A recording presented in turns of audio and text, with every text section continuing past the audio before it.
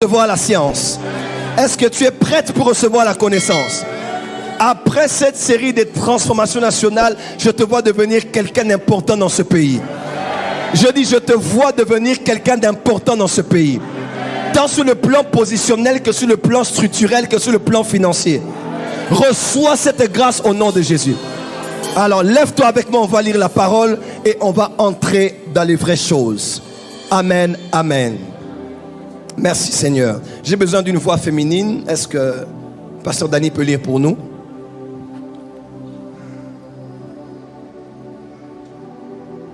Dis à ton voisin, sois le bienvenu à l'université de la parole. Non, j'aimerais t'entendre dire à tous les voisins autour de toi, dis à ton voisin, bienvenue à l'université de la parole. Amen. Amen. Ok, je vous propose quelques textes. On va lire un roi. On va commencer vraiment par les bases aujourd'hui pour mettre tout le monde à niveau. Un roi, Pasteur Daniel. Un roi, chapitre 18. Un roi 18, verset 38 au 46e verset. Un roi 18, verset 38 au 46e verset. Un roi, dans le premier livre des rois, chapitre 18, verset 38 au verset 46. Est-ce que vous y êtes? Vous n'avez pas de Bible, soyez près de quelqu'un qui en a. Et vous n'oubliez pas que c'est la dernière fois de venir à l'église sans Bible. C'est comme quelqu'un qui va à l'école sans cahier ni stylo. C'est irresponsable. Amen. Soyez près de quelqu'un qui a une Bible et nous allons lire ensemble. Pasteur Danny, s'il vous plaît, on peut lire ensemble 1 roi 18, verset 38 au 40e verset. Au 46. Au 46e verset. On peut aller 1, 2, 3, go. Je lis la parole du Seigneur. Amen. Et le feu de l'Éternel tomba et il consuma l'holocauste, le bois, les pierres et la terre. Et il absorba l'eau qui était dans le fossé. Quand tout le peuple vit cela, ils tombèrent sur leur visage et dirent, c'est l'Éternel qui est Dieu. C'est l'Éternel qui est Dieu. Parenthèse, c'est l'Éternel qui est Dieu. En hébreu, ça veut dire Joël. Amen. Ok, Yoel. Amen. C'est ça en fait, c'est l'Éternel qui est Dieu. Amen. Continuez. Saisissez les prophètes de Baal, leur dit Élie, qu'aucun d'eux n'échappe. Et ils le saisirent. Élie les fit descendre au torrent de Gison et il les égorgea. Et Élie dit à Akab, monte, mange et bois, car il se fait un bruit qui annonce la pluie. Dis avec moi, il se fait un bruit qui annonce la pluie. Dis à ton voisin, il se fait un bruit qui annonce la pluie. Dis à ton voisin, la pluie dans ta famille, dans tes affaires, dans ton ministère. Et en cette année, tu vas te mouiller parce qu'il y a un bruit qui annonce une pluie à la porte des cieux et en RDC. Dis amen très fort. Amen. Continuez s'il vous plaît. Akab monta pour manger et pour boire. Mais Élie monta au sommet du Carmel et se pencha contre terre et mit son visage entre ses genoux. Et dit à son serviteur, monte, regarde du côté de la mer. Le serviteur monta, il regarda et dit, il n'y a rien. Élie dit 7 fois, retourne. À la 7e fois, il dit, voici un petit nuage qui s'élève de la mer et qui est comme la paume de la main d'un homme. Élie dit, monte et dit à Akab, attelle et descends afin que la pluie ne t'arrête pas. En peu d'instants, le ciel s'obscurcit par les nuages, le vent s'établit et il y eut une forte pluie. Akab monta sur son char et partit pour Jizréel. Et la main de l'Éternel fut sur Élie, qui se saignit les reins et courut devant Akab jusqu'à l'entrée de Jizréel. Amen. Éphésiens chapitre 4. Éphésiens chapitre 4. L'apôtre Paul parle du gouvernement, de l'Église, du chef de l'État et au sommet de l'État. Mais il y a un gouvernement, un premier ministre qui incarne sa vision globale pour le pays. Et dans le gouvernement, chaque ministre travaille pour que dans son secteur, il accomplisse partiellement dans son domaine la vision globale du chef de l'État, mais qu'incarne le Premier ministre. Amen. C'est ce qu'on appelle les ministères. Alors, dans la Bible aussi, Christ est la tête de l'Église, il est le chef de l'État. Le Premier ministre de l'Église, c'est le Saint-Esprit.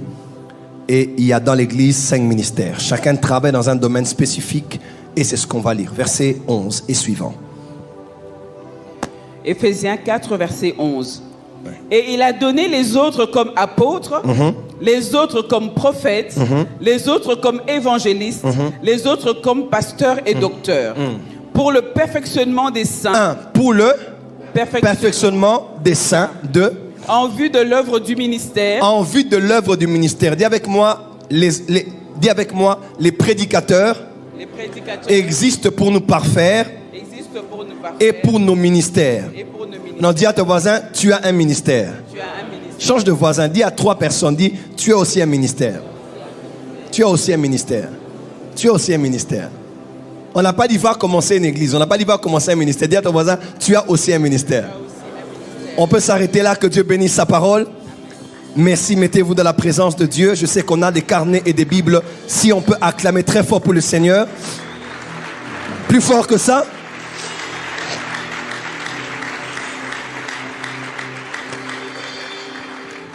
Je demande aux 3 serviteurs de Dieu d'avancer.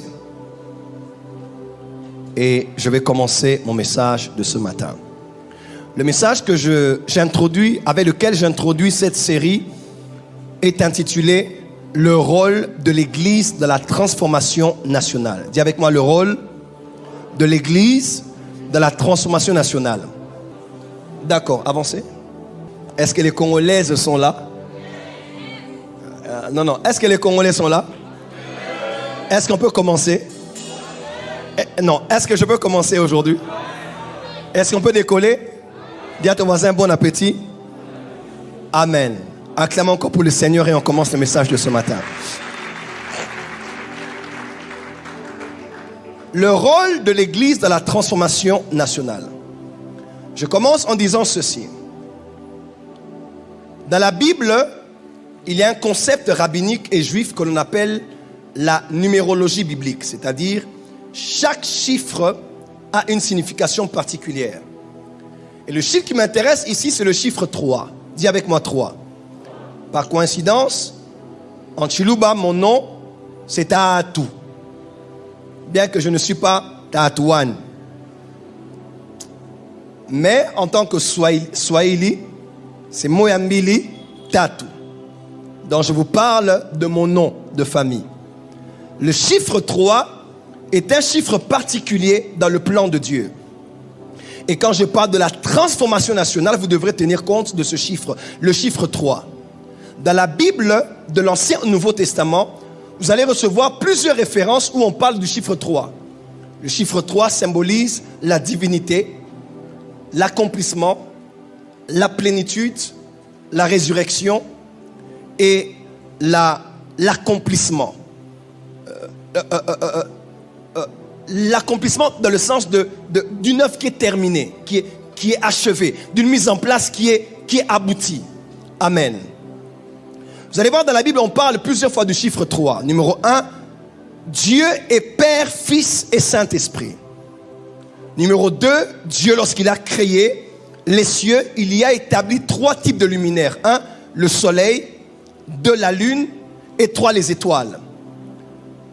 Toutes les races qui existent sur la terre sont sorties de 3 fils de Noé, qui étaient aussi dans l'arche avec lui. Nous avons Sem, Cham et Japheth. Dis avec moi le chiffre 3. Dans le tabernacle, il y avait 3 parties. Il y avait le parvis, le lieu saint et le lieu très saint. Dans le tabernacle, il y avait 3 types de lumière. Il y avait la lumière du soleil dans le parvis, la lumière du chandelier dans le lieu saint et la lumière de la Shekinah dans le lieu très saint. Dans le tabernacle, il y avait 3 types de liquides que l'on pouvait retrouver là. Il y avait le sang par les animaux, il y avait de l'eau dans la cuve d'airain et il y avait de l'huile, notamment dans le chandelier. Dis avec moi chiffre 3. Dans le tabernacle, il y avait 3 métaux. Il y avait l'airain, il y avait l'or, il y avait l'argent. Dans le lieu très saint, il y avait l'arche. Et dans l'arche, il y avait 3 choses. Il y avait la verge de Moïse, d'Aaron qui avait fleuri. Il y avait les 10 commandements et il y avait la manne. Dans Noé, dans Ézéchiel, chapitre 14, verset 20, Dieu parle de 3 types d'hommes intègres. Il parle de Noé, il parle de Job et il parle de Daniel. Lorsque Jésus est né, il y a eu 3 présents que l'on lui a offerts. Il y avait l'or, il y avait l'encens et il y avait la myrrhe. Dis avec moi chiffre 3. Lorsque Jésus croissait, il est écrit, il croissait en stature, en sagesse et en grâce. Jésus a ressuscité 3 personnes dans la Bible. La fille de Jairus, le fils de la veuve et la ressuscité Lazare. Dieu a rendu témoignage de Jésus dans 3 endroits. Au Jourdain, à Tabor et dans le temple. Jésus avait 12 apôtres, mais 3 en particulier proches de lui. Il avait Pierre, il avait Jean et il avait Jacques. Dans l'histoire du bon samaritain, 3 hommes sont passés par là. Le lévite, le sacrificateur et le bon samaritain. À la croix de Golgotha, il y avait 3 croix. La croix de Jésus, d'un voleur à côté et du justifié de l'autre. Dis amen que j'avance. Au-dessus de la croix de Jésus, il y avait Jésus, roi des Juifs, écrit en 3 langues.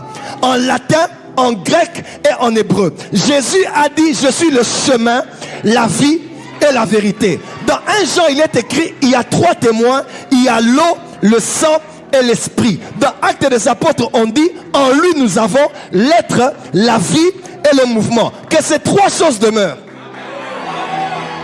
La foi, l'amour et l'espérance. Oh, Paul a béni de 3 petites bénédictions. L'amour de Dieu le Père, la grâce de Jésus et la communion du Saint-Esprit. L'homme est fait de 3 parties, esprit, âme et corps. Édifiez-vous par 3 choses, les psaumes, les hymnes et les cantiques spirituels. Dans la famille, il y a qui? Il y a le père, la mère et les enfants. Les anges disent quoi? Saint, saint. Et Jésus est le même.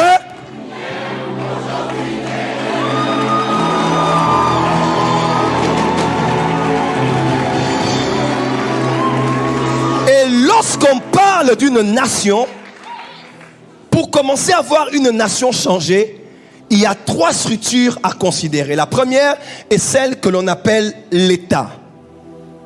Et celle que l'on appelle l'État. Je peux la mettre au milieu ou la mettre ici. Mettons l'État au milieu. Et celle que l'on appelle l'État. La deuxième structure est celle que l'on appelle l'Église. Levez bien cela, avec assurance. L'Église, l'État. Et la troisième est celle que l'on appelle la famille. Amen. Lorsqu'on pense à voir un pays être changé, il y a 3 structures à considérer. La première, c'est l'Église. Ok? C'est l'Église. Dans le plan de Dieu pour restaurer un pays, pour restaurer un État, pour restaurer une nation, Dieu, le créateur de tous les hommes, a décidé que l'Église soit le trait d'union entre le ciel et la terre. Écoutez-moi très bien. Dans 2 Corinthiens, chapitre 5, 2 Corinthiens 5, verset 20, l'apôtre Paul dit, nous sommes ambassadeurs de Christ, n'est-ce pas? Dis avec moi, je suis ambassadeur de Christ. En d'autres termes, 2 nations peuvent avoir des problèmes, mais on ne rappelle pas forcément directement la mission diplomatique. Parce que la mission diplomatique et la présence de l'ambassade sont le trait d'union entre un pays et celui qui le représente. Amen. Lorsque ces 2 nations entrent vraiment en guerre et qu'il n'y a plus de solution entre les 2 nations, on rappelle la mission diplomatique et même l'ambassade ferme. On a vu plusieurs fois aux États-Unis, le président russe a rappelé son ambassadeur, celui des États-Unis, à cause des propos presque frustrants et insultants que le chef de l'État des États-Unis avait eu à proférer. Il a rappelé, et c'est une manière de faire de plusieurs pays. Et de la même manière, vous devez savoir, il y a 2 États. Il y a la terre et il y a le ciel. Et l'ambassade du ciel sur la terre, c'est ce qu'on appelle Église. Et nous les chrétiens, nous sommes des ambassadeurs. Malgré tous les problèmes qu'il y a eu entre les cieux et la terre, Dieu a décidé que l'Église soit le trait d'union entre le ciel et la terre. Mais il y a un jour où les ambassadeurs vont être rappelés. Et c'est le jour qu'on appelle l'enlèvement. En ce jour-là, il n'y aura plus aucune relation entre les cieux et la terre, parce que Dieu va décider de juger la terre pendant 7 ans. Alors là, il rappellera les ambassadeurs et la mission diplomatique du ciel sur la terre sera finie. Le ciel sur la terre, c'est l'Église. Est-ce qu'ils sont ici d'abord les chrétiens? Est-ce que les chrétiens sont ici? Alors, dans le plan de Dieu, il a prévu que l'Église soit le trait d'union entre lui et la terre, que l'État soit la structure avec un chef au-dessus qui a une direction pour le pays, et que la famille soit celle qui bénéficie des retombées positives de ce que l'une et l'autre des structures a eu à conjuguer. Je peux expliquer quelque chose ici? L'eau peut aller sous 3 formes. Il y a la forme 1 qu'on appelle la forme liquide, deuxièmement la forme solide ou encore la forme gazeuse. Ok. La forme gazeuse, c'est la forme de l'Église. L'Église est la structure spirituelle, la structure d'inspiration. Quelqu'un peut dire amen? L'inspiration vient de l'Église. Dieu donne sa pensée à son peuple, à ses serviteurs. Simon Kimbangu a parlé, Papa Adidabala a parlé, les Kimpamvita ont parlé, des personnes ont parlé. L'inspiration, c'est l'état gazeux. Je peux avancer? L'état maintenant, c'est la structure solide. C'est là où on structure, on organise, on établit. C'est là où les choses sont faites de manière séquentielle. Et ici, c'est l'état liquide. Tout coule pour entrer dans les maisons afin que tout le monde soit dans la paix. Et vous devez savoir que ceux de l'Église et ceux de l'État viennent des familles. Parce que c'est d'ici que viennent ceux qui gouvernent et c'est d'ici que viennent ceux qui écoutent. Ici, on a l'inspiration. Là, on a la direction. Ici, on a la bénédiction. Ici, on a l'inspiration. Là, on a la direction. Ici, on a la bénédiction. Il faut que ceux de l'Église et de l'État sachent ceci. Le bien de tout ce qu'on fait doit retomber dans les familles des Congolais. Est-ce que je peux continuer? Donc, lorsqu'on parle de CNI, on ne doit pas penser aux structures catholiques, aux structures protestantes, ou aux structures des églises des réveils, ou aux intérêts de quelqu'un qui tient à rester ou à passer, ou qui veut encore revenir. Mais on doit penser à l'intérêt de ceux de la famille. Parce que l'Église existe pour la société, ainsi que l'État pour la société. Ici, nous avons l'état gazeux, gazeuse de l'eau, l'état solide et l'état liquide. Dis avec moi, l'Église, l'État et la famille. Mais je parlerai vraiment de l'Église durant ces 2 dimanches.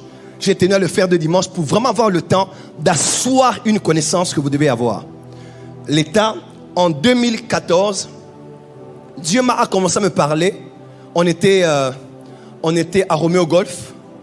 Dieu m'avait dit de commencer à écrire un cours. Et par la grâce de Dieu, ce cours est déjà presque terminé. Dieu m'avait dit d'écrire une formation que je devrais donner aux hommes politiques chrétiens qui sont appelés à avoir des postes de décision dans le pays. Pourquoi? Parce que dans toute la Bible, surtout l'Ancien Testament, les hommes avec qui Dieu a marché étaient en général des hommes politiques. David était un homme politique. Joseph était un homme politique. On peut continuer? Jephthé était un homme politique. Déborah était une femme politique. Néhémie était un homme politique. Ces hommes que vous regardez, vous ne considérez que le côté spirituel, c'était des hommes politiques. Dis à ton voisin, j'aime la politique. Dis bien encore. Donc, bien que tu n'aimes pas celle de ce pays, mais il faut aimer cette structure qui s'occupe des affaires de l'État. Si tu ne t'occupes pas de la politique va s'occuper de toi. Dis avec moi, avance prophète. Voilà pourquoi je décrète et déclare pour 2023, il faut que de cette église sortent même 100 candidats qui vont être députés. Tu me dis un amen comme si tu étais de l'église voisine. Je n'aime pas ton amen, dis amen plus fort là où tu es. Je décrète et déclare sur toi. Je te vois gouverneur, je te vois député, je te vois sénateur, je te vois bourgmestre, je te vois maire, je te vois à la tête d'une structure là où tu es. Dis amen très fort. Que je continue. Mettez-vous dans la présence de Dieu. L'État est un domaine sur lequel on doit enseigner non pas les principes de Machiavel, mais les principes du royaume afin de diriger les choses selon la pensée de Dieu. Dis amen, je peux avancer. Et à la famille. Amen. Mais je reste ces 2 dimanches sur l'église. Dis avec moi l'église. Encore. Encore. Plus fort que ça. Plus fort que ça. Alors, il y a quelque chose que l'on doit comprendre à l'église. Et ça, c'est quelque chose que j'aimerais rappeler, insister et surtout éclairer les chrétiens. Vous devez savoir ceci. Dans l'église locale ou l'église universelle, Dieu a établi un gouvernement. Et le gouvernement qu'il a établi est composé non pas de plusieurs ministres comme ceux qu'on a dans le gouvernement de notre Premier ministre, mais Dieu a établi 5 ministres principaux. Il a établi les apôtres, il a établi les prophètes, les évangélistes, les docteurs et les pasteurs. Et tous, on a lu avec vous, ils travaillent pour le perfectionnement des saints en vue de l'œuvre du ministère. Alors on se pose la question, quand on parle de ministère, on parle de quoi? Beaucoup de chrétiens généralement, ils vous diront, les pasteurs nous prêchent parce que nous aussi on a des ministères.